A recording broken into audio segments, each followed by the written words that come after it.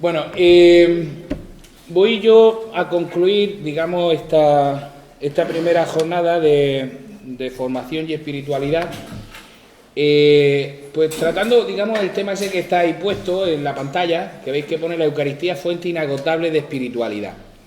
Eso es lo que pone la pantalla. Y ahora yo voy a hablar de lo que me dé la gana.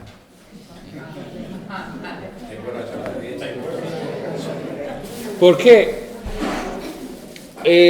Porque después de haber lanzado esto, pues en conversaciones en la cumbre que hemos tenido varias, o sea, ¿por qué? Primero os cuento para que veamos por qué he puesto el título este, o puse el título este para la conferencia, la charla de esta tarde. Básicamente lo puse por una cuestión. Estamos ya celebrando la solemnidad de la Santísima Trinidad y evidentemente este es un misterio inagotable de amor. Por eso, puesto que esta era la última con la que íbamos a concluir y de aquí vamos a pasar ya a celebrar la Eucaristía, pues evidentemente quería lanzarlo desde ahí y por ahí, ¿no? Pero luego, en diálogo y demás con aquí el señor secretario Luis, me comentaba también por lo del año del centenario de la consagración del Sagrado Corazón de Jesús, de España, el Sagrado Corazón de Jesús, ¿no? Y que podríamos hacer, y de hecho veréis luego en el folleto que así lo haremos, una consagración al corazón de Jesús. Y yo le dije, ¿consagración? No. Pues para eso soy el director espiritual de esto y todavía tengo yo algo que decir en esa materia, ¿no? ¿Por qué le dije consagración? No. Porque, o sea, para consagrarse a alguien, a nuestro Señor, en la vocación que sea, o al misterio que nosotros celebremos, necesitamos evidentemente una preparación seria sobre la cuestión. Sin eso, todo lo demás son pamplinas en vinagre. Entonces, evidentemente, yo no contribuyo a esa realidad, ¿no? Pero sí le dije, nosotros que somos miembros de este país de España, en el que todavía se llama así, podemos nosotros aunarnos a esa renovación de esa consagración. ¿Qué es lo que vamos a hacer? Ni vamos a consagrar a la adoración nocturna al corazón de Jesús, porque para eso también el obispo tendría que contarnos algo, ni nosotros individualmente, sino, puesto que hace el centenario y somos miembros de este país de España, vamos a renovar también como movimiento de la Iglesia Católica, pues esto en esta celebración de clausura de la Eucaristía, ¿no? Presidida además, que vendrá ahora en breve momento, vendrá el arzobispo emérito de Burgos, don Francisco Gilellín, que será el que presida la Eucaristía. Por eso os digo que ese es el título, pero que yo ahora hablaré de lo que me dé la gana. ¿Por qué? Porque evidentemente todo esto está en relación. La Santísima Trinidad, que es el misterio insondable del amor de Dios, se hace visible y patente en medio del Hijo encarnado, que ha querido permanecer con nosotros todos los días hasta el fin del mundo en el sacramento eucarístico, donde nosotros podemos contemplar en él el misterio del amor de Dios eterno, pero el misterio del Dios encarnado, que es Jesucristo, que en definitiva es el corazón de Jesús. Por eso, pues evidentemente me cabe todo ahí. Lo que no sé si me cabe en el tiempo, porque vamos a hablar de cosas eternas y tenemos un ratico, ¿vale? Bien, pues primero me hago una pregunta para entrar en esto. La pregunta que yo me hago es qué es la oración. ¿Por qué? Porque la Eucaristía es la forma más sublime que nosotros tenemos de oración. Los sacramentos no dejan de ser oración. Es la oración pública de la Iglesia, la liturgia de las horas con la que nosotros rezamos, ¿no? Pero, por excelencia, los sacramentos es la forma más sublime que nosotros encontramos de oración. Y evidentemente, en el sacramento eucarístico, que es la cima, es la fuente, dice el Concilio Vaticano II, la fuente donde emana toda la vida cristiana y la cima a la que tiende. Luego, evidentemente tendremos que preguntarnos nosotros, ¿qué es orar? ¿Qué es la oración? Podríamos resolverlo y hacer nosotros como si estuviéramos en la escuela, una rueda de preguntas, una lluvia de ideas, pero ni tenemos tiempo ni tengo la necesidad. ¿Para qué os voy a contar otra cosa? Puesto que tenemos grandes maestros espirituales que ya nos han ido respondiendo a esto. Y eso es lo que voy a pretender, acercarnos a estos maestros espirituales que nos hablan de esta realidad para llegar a esa fuente insondable del amor de Dios o a esa fuente inagotable del amor que se convierte también en la Eucaristía, ¿no? La primera que nosotros nos va a hablar de esto, no la primera en el tiempo, evidentemente, pero sí la primera que yo quiero que veamos, lo estoy haciendo en el orden, esto que yo estoy contando aquí ahora, lo podéis leer vosotros. ¿Dónde? En el Catecismo de la Iglesia Católica. ¿En qué punto concreto? Donde empieza la parte de la oración. Ahí comienza con esto que yo estoy diciendo. Vaya a tardar menos en leerlo que en escucharme a mí. Pero ahí podéis comenzar a leerlo, ¿no? Y Santa Teresita del Niño Jesús nos dirá, fijaos las cosas que aquí dice esta monjica joven, pero profundamente contemplativa. Y aprovecho para deciros que este día de la solemnidad de la Santísima Trinidad celebramos el día Pro Orantibus, el día en el que estamos invitados a rezar por lo que rezan siempre por nosotros, que es la vida monástica, la vida contemplativa, ¿no? Que vive pues en esa relación íntima, profunda con el misterio trinitario. Dirá Santa Teresita del Niño Jesús, para mí la oración es un impulso del corazón, una sencilla mirada lanzada hacia el cielo, un grito de reconocimiento y de amor, tanto desde dentro de la prueba como en la alegría. Declaremos un poquito lo que nos está diciendo Santa Teresa. Un impulso del corazón. Esto, dicho de otra manera, en el lenguaje bíblico incluso lo podríamos encontrar, podríamos decir que se trata de una moción del Espíritu, que me dejo guiar por el Espíritu. Acordaos lo que nos decía San Pablo, podíamos escucharlo en la pasada vigilia de Pentecostés, los que celebraban la vigilia de Pentecostés, que decía en la carta a los romanos, no sabemos pedir lo que nos conviene, por eso el Espíritu ora en nosotros con gemidos inefables, porque Él sí sabe. Por eso, ¿qué es la oración? La oración, antes que nada, nos dice Santa Teresita, es un impulso del corazón, una moción del Espíritu, es decir, dejarnos guiar por la acción del Espíritu que quiere conducirnos a la íntima comunión con Dios. Por eso dirá que es una sencilla mirada lanzada hacia el cielo. Porque cuando yo voy a rezar, no voy a escucharme a mí. Porque para eso tengo toda la vida. Si nos pasamos la vida escuchándonos a nosotros. Porque a mí me pasa, porque a mí me sucede, porque es que me inquieta. Muchacho, descansa, mira para otro sitio. Y cuando va a la oración también igual. Porque pedimos no lo que nos conviene, sino lo que nos apetece. Es decir, el centro es no la moción del Espíritu, sino mi egoísmo, no es oración. Oración es esa sencilla mirada lanzada hacia el cielo, porque me dejo llevar por el Espíritu, porque me dejo guiar por Él, puedo entonces saber que tengo una meta a la que me dirijo y por eso levanto mi mirada hacia el cielo. Y sigue diciendo, un grito de reconocimiento y de amor. Porque cuando miro hacia el cielo, no estoy mirando al vacío, sino que estoy contemplando a Dios. Por eso me voy a permitir que utilice expresiones un tanto malsonantes incluso. ¿Por qué? Porque me vaya a entender mejor.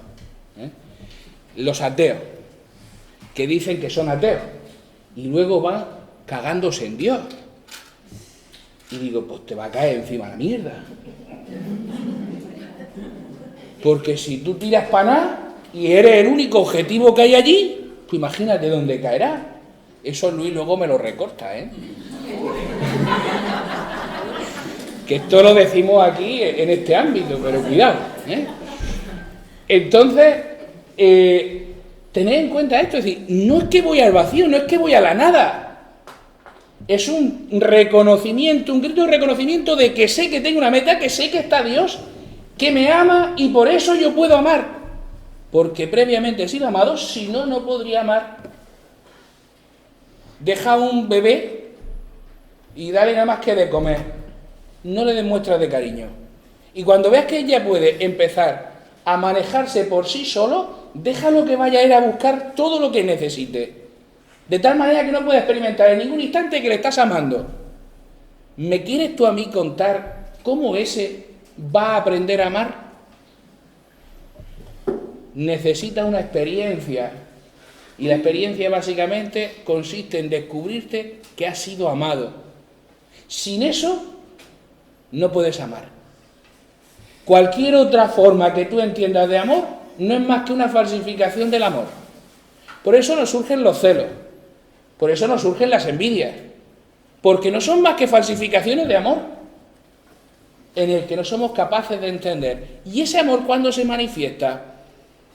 Cuando lo siento, como decía yo esta mañana, no dentro de la prueba, cuando la cosa se pone hacia arriba, cuesta arriba, o cuando la cosa va que parece que te llevan en volanda, como si fueras tú el Papa cuando ibas en la silla gestatoria aquella. Pues igual, en un momento como en el otro, un reconocimiento, un grito de amor. Vamos a ver a otro, más antiguo en el tiempo, San Juan Damasceno, Santo Padre de la Iglesia, que nos dirá que la oración es la elevación del alma a Dios o la petición de Dios de bienes convenientes. Con lo primero se da por sentado lo segundo, porque si yo hago una elevación del alma a Dios, esto es, que yo quiero vivir de Él, que yo quiero que su vida sea la mía, evidentemente quiero el bien que a mí me conviene para eso. El Padre Nuestro es fantástico. Bueno, nos lo enseñó el Señor. Pero fíjate, hágase tu voluntad en la tierra como en el cielo. Cerramos ahí y ahora, Señor, espérate que voy a discutir contigo un poco. Porque mira, lo de que se haga tu voluntad en el cielo hasta lo entiendo, pero ¿por qué en la tierra también? Deja que se haga de vez en cuando la mía. Hombre, no. Claro, esto nos dificulta a nosotros realmente esa elevación del alma, porque esa elevación del alma lo que está significando es que yo busco realmente la santidad. Pero ¿sabéis cuál es el gran problema del cristiano del siglo XXI? Que es que ya no nos creemos que podamos ser santos. Eso es para otro. ¿Cómo que para otro? Entonces, ¿qué? Que ya el testimonio de tantísimos santos que nosotros tenemos a lo largo de la Iglesia, ¿eso ya no es válido para nosotros? Claro que es válido. Hay una diferencia, que creyeron que la vida de Dios podía seguir encarnándose en la tierra, podía seguir haciéndose presente en la tierra. Cuando yo esto no lo creo, empiezo a rebajar y empiezo a poner el listón donde a mí me conviene y termino diciendo, yo soy cristiano a mi manera. Pues bien, oye, encantado, estupendo. ¿Tú estás contento con eso? Bien. Pero que yo sepa, cristiano nada más se puede ser a la manera de Cristo. Ah, no, pero es que ¿cómo voy a ser yo como Cristo? Pues entonces te engañó el Señor, el cura, y hasta la madre que te parió. ¿Por qué? Porque la madre que te parió te llevó al cura para que te bautizara y te hiciera hijo de Dios. Y cuando te hizo hijo de Dios, te marcó con el crisma en la cabeza y te dijo, para que seas para siempre miembro de Cristo, sacerdote, profeta y rey. Y tú dices, pues no. Pues te engañaron todos. Dios, el cura y tu madre. A no ser que fuera verdad, y yo lo que quiera es contentarme con menos, porque en definitiva esto supone negar mi voluntad, lo que antes nos decía Javier. La negación de sí mismo. Además, es la primera condición que Cristo pone para el que quiere ser discípulo suyo. El que quiera seguirme, que se niegue a sí mismo. Luego, mi vida ya no es mi vida, como dirá San Pablo, ¿no? No soy yo quien vive, sino que es Cristo quien vive en mí. ¿Puedo decir yo también lo mismo?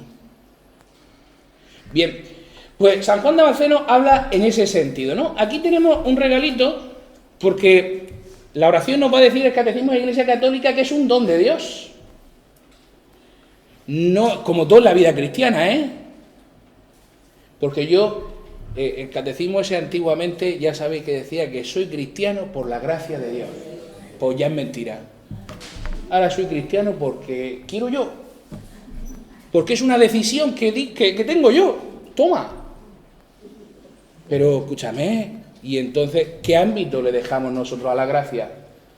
Ah, pero es que hay que dejarle ámbito a esto. ¿Para qué? Claro, si yo ya no soy cristiano por la gracia de Dios, sino que soy cristiano por una decisión voluntaria que yo he tomado sin tener en cuenta a otro, como si yo encuentro una chica y digo, me caso contigo. Oye, tendré que preguntarle si por lo menos quiere. Digo yo, ¿qué más da si quiero o si no quiere? Me caso con ella. Pues eso, soy cristiano porque quiero. Es que si tú lo has decidido así, y Dios no tiene nada que ver en esto, por eso la oración antes que nada es un don de Dios. Y evidentemente si es un don de Dios, ya sé que puedo elevarme a lo alto. Lo que nos decía antes San Juan Damasceno o lo que nos decía Santa Teresita del Niño Jesús. Si no es un don de Dios, yo no sé ni para dónde tengo que mirar. Porque entonces ya sí que voy a la oración si me conviene o si me apetece. Dirá San Agustín que el hombre es un mendigo de Dios. ¿No? Decir que es un mendigo de Dios significa que yo solamente puedo esperar de Dios su limosna, que es su misma vida, que es la que a mí me da. ¿Y dónde me da esa limosna, que es la misma vida? Pues a través de la oración, ¿no? Todo esto ya os he dicho que es que la Eucaristía, estoy hablando de la Eucaristía, aunque parece que estoy hablando de la oración nada más, ¿no? Pero es que la Eucaristía he dicho que es la forma más sublime de oración, ¿no? Y todas estas cosas conviene que nosotros las tengamos ahí en cuenta bien, ¿no? ¿Qué es la oración? Y esto sí que entronca fundamentalmente con la Eucaristía, ¿no? Una alianza. De hecho, en el momento de la consagración, cuando tomamos el cáliz para consagrarlo, decimos que este es el cáliz de la alianza nueva y eterna. Es decir, que no hay más. No hay más. Alianza nueva, definitiva y eterna. Luego, mi relación con Dios, ¿cómo está llamada a ser? Una relación esponsal, ¿no? Por eso tenemos ahí, no sé si se ve bien, si está bastante grande, si no hay amor, el corazón del hombre está alejado de Dios y cualquier oración es vana. Si lo que a mí me mueve es el rencor, si lo que a mí me mueve es la ira, si lo que a mí me mueve es la envidia, que todo esto son falsificaciones del amor, evidentemente no está Dios conmigo. No puedo hacer verdadera oración. Por eso, el sacramento eucarístico, la comunión, tiene un aspecto muy importante. No solamente voy a comulgar con Dios, con Cristo en la Eucaristía, sino que comulgo con Cristo en la comunión de la Iglesia. Si no estoy en comunión, no puedo acceder a esto. Pero fíjate qué tontos del tono somos. ¿Por qué digo tontos del tono somos? Porque yo esto lo sé porque el sentido de la fe me lo revela. Entonces, yo con el cura no quiero cuentas. No quiero cuentas con el cura porque es que es un desgraciado, me hace la vida imposible, porque es que yo en los curas no creo, porque, bueno, todo lo que cada uno quiera poner, sumar, restar, subir, bajar, ¿no? Pero a mi hijo lo llevo para que le den la comunión. Pero escúchame, hazlo tú en tu casa. Hazlo en tu casa. ¿Qué necesidad tienes de ir a buscar a desgracia del cura? En tu casa, tú solico. Porque como además eres cristiano a tu manera, como tú ya sabes cómo tienes que hacerlo todo y no necesitas más, en tu casa le das la comunión tú al crío. Claro. Porque si el cura no tiene potencia para eso, ¿por qué la va a tener el día de la comunión de tu hijo? Que es que el Señor se la da selectivamente. Cuando comulgue tu hijo, sí, cuando no, no. Amigo mío. Claro, esto hace que nosotros nos vayamos alejando de él. Fijaos que se deja, lo primero que se deja no es la misa, ¿eh? Eso ya es el final. Lo primero que se deja es la oración. Después es cuando se termina dejando la práctica cristiana. Y en última instancia se deja la celebración de la misa. Porque va habiendo ya un vacío. Dejé de rezar. Luego, esto es como el novio que está está en el ejército y lo han mandado al Ferrol y está la novia aquí y entonces pues hablan por teléfono, ahora se ponen el Sky ese o todos esos rollos y entonces pues le dan suelta y se viene para acá Y entonces, en cuanto llega, se va a ver a todo el mundo menos a la novia. Y dice, hija, pero con lo que yo te quiero, pues yo qué sé, pues, a lo mejor quieres más a tu madre que a mí, y a lo mejor ya no me conviene. ¿Sabes? Porque si tengo que casarme con la novia y con la suegra, pues igual. Entonces, claro, la oración es ese diálogo que tengo con el Señor, yo, en intimidad, en lo secreto. Si esto se va dejando, ¿tú te crees que yo cuando llegue del Ferrol, que ya hace 15 días que no he hablado con mi novia, cuando venga lo primero que quiero es ver a mi novia? Pues no. Porque es que además estoy intentando hasta evitarla, porque es que ya me resulta cansina, pero no sé cómo decirle, nena, tú ya estás las narices. Y ni le digo que llego a las 8 de la tarde, es más, le digo, llego de madrugada, para que no venga a buscarme. Y ya cuando no me queda más remedio, es cuando le digo, nena, se ha terminado. Pero hemos ido dejando otras cosas previas. Luego, cuando dejamos la vida sacramental, es porque ya hace tiempo que fuimos dejando otras realidades, ¿no? Está alejado de Dios, ¿no? Por tanto, la oración, esa alianza, surge desde lo más profundo del hombre. Abarca la totalidad del hombre. No es una prenda de vestir, sino que es una comunión profunda. Ardo en deseo de entrar en comunión. Esto es lo que celebramos en la Eucaristía. Pues eso le voy a llamar también comunión sin ningún problema, ¿no? Porque ardo en deseo de entrar en comunión con Él, ¿no? Y esa invitación que el Señor nos hace a la comunión es la que nos hizo siempre desde la creación. ¿Para qué nos creó? Por eso he puesto ahí esa imagen. ¿Para qué nos creó? Pues para entrar en relación, en diálogo. ¿Y qué es lo que había hecho el pecado? Esconderme ante la presencia de Dios.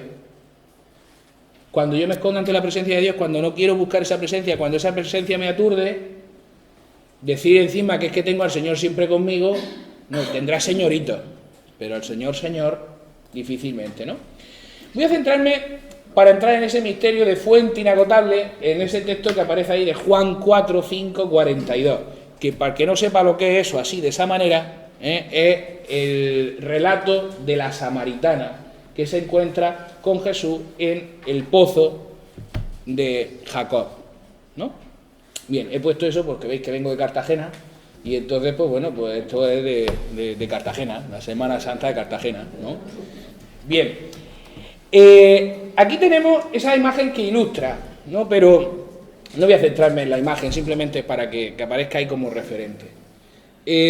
Vamos a acercarnos al diálogo que tiene esta mujer con Jesús, porque en el fondo es el diálogo nuestro con el Señor. Y ese diálogo nuestro con el Señor, evidentemente, que es la oración, nos habla a nosotros concretamente de qué es lo que el Señor ha querido hacer. Fijaos, empezamos por el primer detalle, que es el último que yo he enunciado con respecto a la oración y con respecto, evidentemente, a la Eucaristía, que es el de la alianza. La tradición bíblica, cuando nosotros nos encontramos a un hombre y a una mujer alrededor de un pozo, hay boda siempre. Siempre. De hecho, todos los que son maliciosos es lo que hablan diciendo, ¿no ves? Jesús ya tuvo su escarceo. Claro. Porque hay boda siempre. Lo que no sabían es con quién se casaba. Claro, es que para esto hay que saber un poquito más. Si nosotros nos vamos a ver cómo Moisés termina casándose con la que más tarde será su mujer, el encuentro primero que tiene es en un pozo donde aquella había ido con el ganado a brevar el ganado, y Moisés, que está allí ya harto de la vida, que se desea morir, pues se encuentra con aquella mujer y le dice, dame agua, bebe, se lo lleva a su casa, es aceptado por el padre, etcétera, etcétera, y se casarán, ¿no? Así nos encontramos muchos más, pero he puesto Moisés, que quizás sea el más conocido. Bien, pues Jesús va a entrar en diálogo con esta mujer en el brocal de un pozo. La mujer, vámonos al Apocalipsis, y lo vamos a entender más fácil porque lo escuchábamos casi al final de la Pascua, los últimos domingos de Pascua. Escuchábamos en el Apocalipsis como novia que se ha engalanado para su esposo. La mujer viene a representar siempre al pueblo. Luego, la mujer samaritana que está ahí, no es con ella con quien pretende contraer esas nupcias, sino que esas nupcias es con el pueblo de Dios. el antiguo y el nuevo de una manera definitiva, que sería por la acción de Cristo en medio de la vida. Bien, Cristo es el que toma la iniciativa. La mujer estaba en lo suyo. Había ido a sacar agua. No leo el texto, pero más o menos creo que lo tenéis todo en mente. De esta manera voy yo parafraseándolo ahora un poco. La mujer había ido a sacar agua, ya estaba en lo suyo. Y es Jesús el que le dice: mujer, dame de beber. Y aquella mujer contempla su reparo, ¿no? Dice: ¿cómo tú me pides de beber a mí, si tú eres judío y yo samaritana? Y uno dirá: ¿y qué? Juan, que sabe de esto mucho, nos escribe y dice: porque los judíos y los samaritanos no se llevan, ¿no? Es como los de Abarán con los de Cieza. Era antes, vale.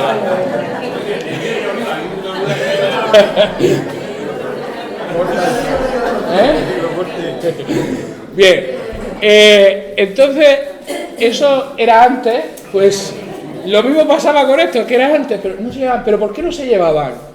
A diferencia de Abarán o Cieza, o San Pedro del Pinatar de San Javier, o Cartagena Murcia, la gran diferencia nos la encontramos en que unos daban culto a Dios en el templo de Jerusalén y los otros daban culto a Dios en lo alto del monte Garicín, uno en el monte Sión y otro en el monte Garicín. Y claro, era como, sabemos que es el mismo Dios, pero cada uno en su casa. Entonces, esto no se paraba. Y Jesús viene a romper estas barreras, ¿no? Por eso es el que le pide: dame tú de beber, ¿no? Y yo, como si nosotros no nos llevamos, ¿no nos ha pasado alguna vez que, sobre todo en el pueblo, tú ya de entrada ya sabes que con el hijo de fulanita no puedes hablar porque es que mi abuelo estaba peleado con el suyo? Chacho, si mi abuelo vivía a principios del siglo XX y el crío este acaba de nacer, pero ya no se pueden hablar porque los abuelos estaban peleados ya y eso. Pues esto es lo mismo, ¿no? Bien, pues él va rompiendo estas barreras y le pide de beber, tiene necesidad. Y ojo, porque el Señor tiene necesidad de nosotros. Y esto es importantísimo para la adoración nocturna y para la esencia última del cristiano. Ninguno es cristiano para sí mismo y la adoración nocturna no está para sí misma, sino que uno es cristiano en función de los demás y la adoración nocturna es un servicio para toda la Iglesia.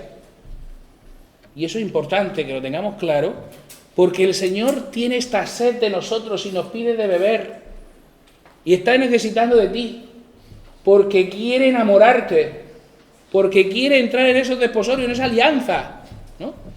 Y todo eso, para concluir, luego con el misterio trinitario, que es el que está de fondo de todo esto, del amor de Dios que se manifiesta en el corazón de Jesús, porque Dios, que es Padre, que es Hijo y que es Espíritu Santo, hay una unidad perfecta que lo hace el amor. Y esto es lo que hace que no haya distinción, lo diremos luego en el prefacio, ¿no? Y de la misa, que no hay distinción entre las tres divinas personas en cuanto al culto que se le debe, el tributo que se le debe, ¿no?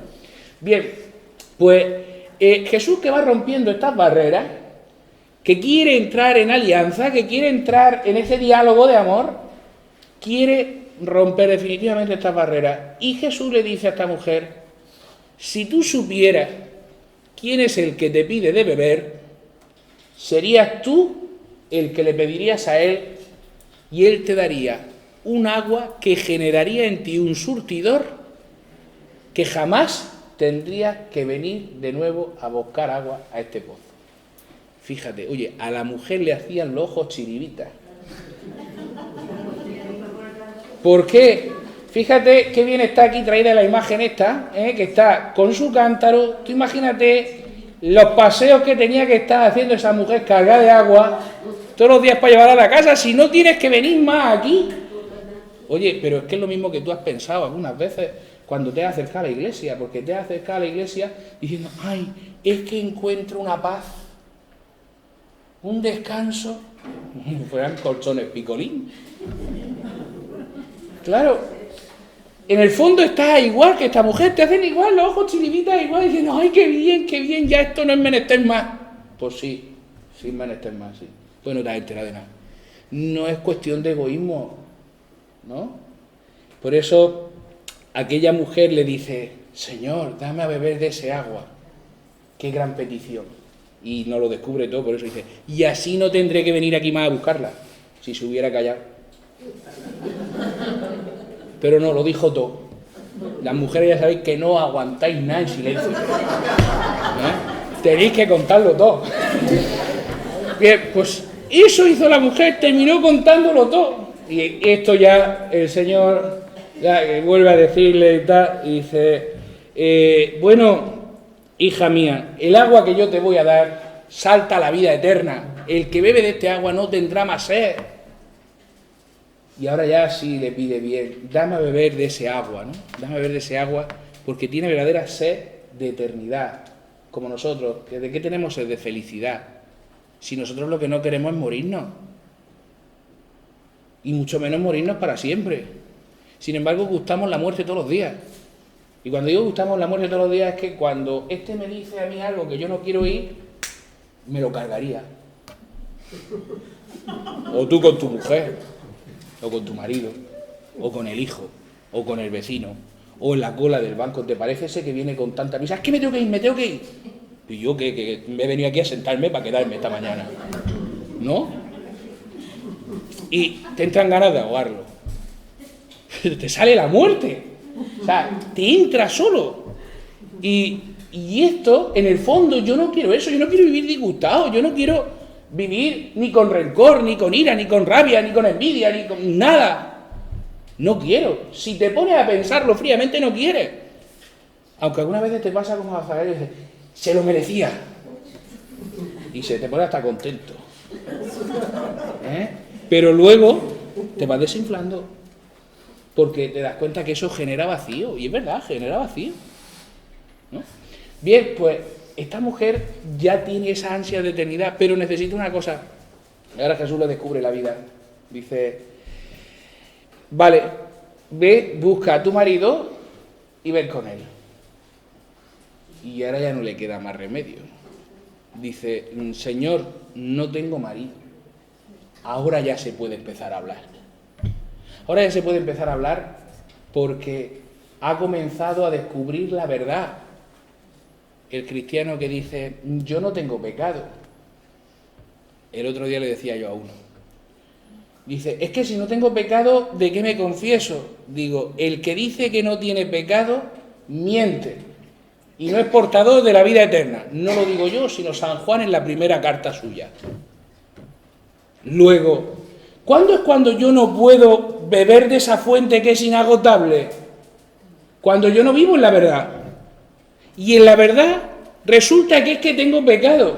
El que sea, si es que me da lo mismo. Pero mientras que yo quiera justificar mis pecados, no puedo entrar en ese diálogo de amor. Porque hay una barrera que yo no le dejo que sea rota. Y la Santísima Trinidad, si algo nos muestra el sacrificio eucarístico, es precisamente que Dios rompe las barreras del hombre, pero que solamente el hombre, si quiere que esas barreras caigan, Él entrará en tu vida. Y entrará para saciarte de una manera definitiva. Si nos vamos un poco más adelante, en vez del capítulo 4 de San Juan, nos vamos al 6, que es el discurso del pan de vida. Jesús va a decir algo semejante con el pan, con lo que ya ha dicho con el agua. El que beba de esta agua jamás tendrá sed. Y dirá, el que coma de este pan vivirá para siempre. Nos está hablando de lo mismo. Pero yo quiero realmente comer de ese pan. Yo quiero vivir para siempre. Yo quiero beber de ese agua. O quiero que permanezcan las barreras. Porque las barreras que yo pongo son las que me impiden a mí saciarme de esa fuente inagotable de amor y que me hace gustar y vivir la eternidad ya aquí. ¿No? Claro, mientras que yo quedo anclado ahí, no. Fijaos, después de que aquella haya descubierto su realidad, no tengo marido, Jesús le dice, en esto has dicho la verdad, porque has tenido ya 5, y este tampoco es. Es decir, va floreando. Vas buscando la felicidad por distintos sitios, pues, te encaprichas de no sé qué, de no sé cuánto, tienes pues, la tentación de la afectividad, que una vez me dijo uno, que me gustó a mí aquello, dice, es más afectivo que el Día de la Madre, pues eso, más afectivo que el Día de la Madre, me parece que si no, falta algo, ay, que mi hijo, ay, ¿cómo no le voy a llevar a mi madre? Tú fíjate, le voy a llevar una tarta a mi madre que hoy es el Día de la Madre, y a tu madre le gusta el chocolate, y a ti el merengue, y dice, pues a mi madre también le gusta el merengue, pues la llevo el merengue. Estabas pensando en quién, tu madre o en ti. Pero no vaya a ser que mi madre piense que no le lleva la tarta. Fíjate, ¿no? Bien, pues algunas veces así queremos entablar también la relación con Dios. Y no podemos vivir en la verdad y no podemos gustar ese agua, ni saciarnos de ese pan, ni entrar en ese misterio trinitario. Porque entrar en la Eucaristía, celebrar la Eucaristía, contemplar la Eucaristía, significa transportarnos al cielo, entrar en lo profundo de ese misterio del amor de Dios, que es la Santísima Trinidad. Es como hizo Juan en la noche de la última cena, recostar su cabeza en el pecho del Señor para escuchar con fuerza el latido de su corazón que ama profundamente.